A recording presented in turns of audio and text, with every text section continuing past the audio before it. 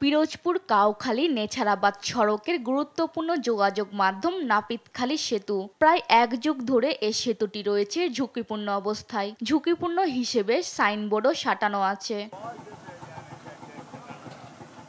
এই সেতু ব্যবহার করে প্রতিদিন চলাচল করে শত শত যানবাহন। যে কোনো সময় ঘটতে পারে প্রাণনাশের মতো বড় দুর্ঘটনা। ফলে সব সময় আতঙ্কিত হয়ে চলাচল করে যাত্রী ও চালকরা। এখান থেকে পিরোজপুরের সাথে সংযোগ, কাউখালী আপনার কাউখালী হয়ে পিরোজপুরের সাথে যোগাযোগ, আবার এদিক থেকে আপনার সেই বরিশাল পর্যন্ত একই রাস্তা, শুধু একটাই সড়ক।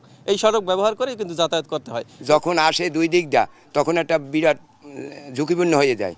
তার বড় বড় ট্রাক, বাস এগুলো চলতেছে, যে কোনো মুহূর্তে অ্যাক্সিডেন্ট হইতে পারে। দুই জায়গা দিয়ে ডাববে গেছে এবং এই ফার্ম দিয়ে বাস চলে, ট্রাক চলে, অনেক ঝুঁকিপূর্ণ, আমাদের অনেক রিস্ক হয়ে যায়।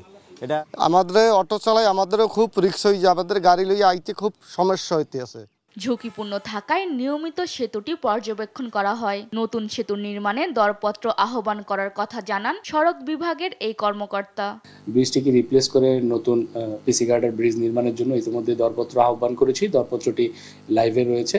আশা করছি দরপত্রটি বিধিবিধান মেনে প্রক্রিয়াকরণের মাধ্যমে সংশ্লিষ্ট ঠিকাদার নিয়োগ হবে দ্রুততম সময়ের মধ্যে এবং ব্রিজটি পুনর্ভাবে নির্মিত হবে। তাতে করে জনদুর্ভোগ সম্পূর্ণরূপে লাঘব করা সম্ভব হবে এবং নিরাপদ যানবাহন চলাচল নিশ্চিত করা সম্ভব হবে।